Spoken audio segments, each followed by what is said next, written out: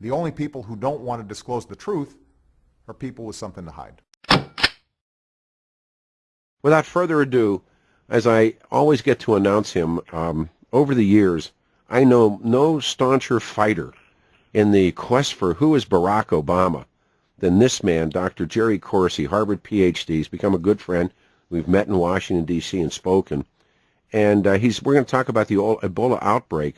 But I do want to come back to, I've been kicking this idea around, Dr. Corsi, about trying to, sometime this summer, and I've been talking to the people like yourself who I have most respect for, what are the odds that we could ever have an academic gathering of investigators into the life of Barack Obama and to come to some kinds of conclusions or at least a set of questions that we could present to the general public?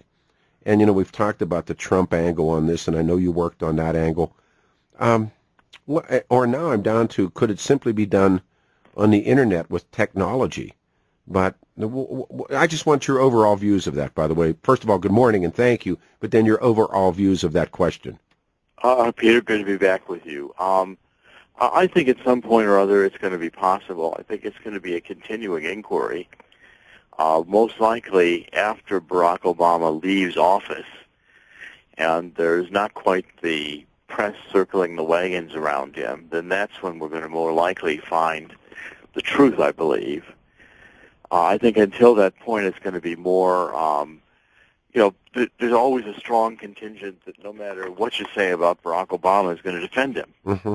And that contingent has not gone away, largely because, this is one presidency that can't sustain really detailed investigative analysis, and the mainstream media has been, AWOL Horrible. on trying to really investigate. If this had been Sarah Palin, the New York Times hires 20 people, and they camp around Sarah Palin's home in Alaska to get anything they can find.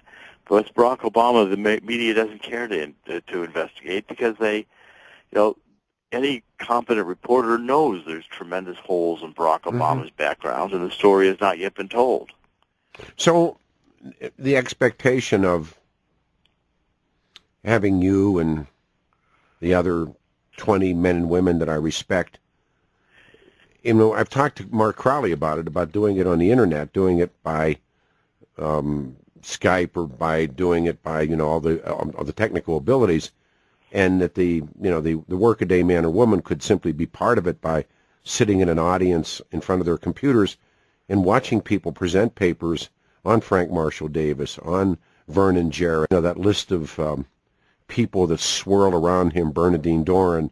We mentioned, Bill Ayers and Cleta, El Mansour, the people that you've talked about, or what happened in Indonesia or didn't happen in Indonesia, and why these different names have shown up, and about Obama Sr., and, we get on the list of these things, the document investigators, David Axelrod. I mean, I got a list of people I'd like to have someone present a paper on. Right. And that's, I guess, that's what I'm asking. Well, I mean, it's doable, Peter. I just think that the way the news cycle works, it's going to be relegated to history pretty soon. Yeah. And, today we're still finding out information from CIA secret operations under Allen Dulles in the 1950s. Yeah, absolutely. We're still learning information about Mossadegh and the overthrow in Iran. We're still learning about Guatemala and the overthrow in Guatemala, and the Arbenz and the connections between that and the Kennedy assassination. I wrote about that. Yeah, I know. Extensively in my book on who really killed Kennedy. The secret history of the United States amazing is one that, especially since the post-World War II era, I agree. is one that's going to be continuously researched because so much of the truth has been hidden from the American people. I'm currently...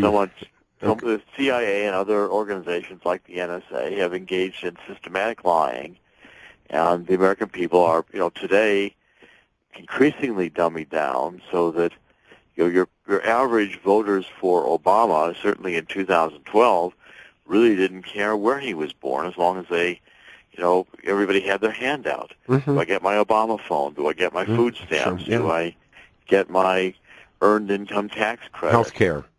Do I get my health care? Do I, Am I going to get my women's rights in terms of reproductive freedom and all these other issues that the Democrats have used as wedge issues to slice and dice the population into interest groups that will vote Democratic regardless of who Obama is or what was proved about his eligibility. But what's really interesting is, as the smoke clears and the dust settles, guys like you were right. Yeah. I mean, when we come focusing in on this, who is Barack Obama? When we first met, I don't know, 8, 9 years ago, when we first started this, my God. I mean, you were the end of the trail. There were people that threatened to boycott advertisers over at KHOW if I would have you on the show. I'm not making that up. No, I know it's true. And, well, they couldn't stand the truth is the problem. Yeah, well, I think it's part of it. Or this, don't have that racist back, don't have this guy, or, he's that guy, he's this guy. And all you were trying to ask the musical question was, we have a POTUS that nobody knows who he is. Well, this should have been the question asked by every journalist going into the 2008 election. The problem is that, again, we're producing a state-determined journalism that because journalists with the major outlets do not want to be denied access at a press conference. We're watching it here right now in Denver with we have street vendors who have been pushed away by the Colorado Rockies, and none of the major media outlets will come near the story. We're doing it, but the point was you lose access to the clubhouse. You lose access to their, I guess they have their white wine, that drippy cheese, and those little cracker parties, and you don't get invited to play golf. Or you don't get the front row at the press, or you don't get invited on the press bus. Or you don't get to go play golf.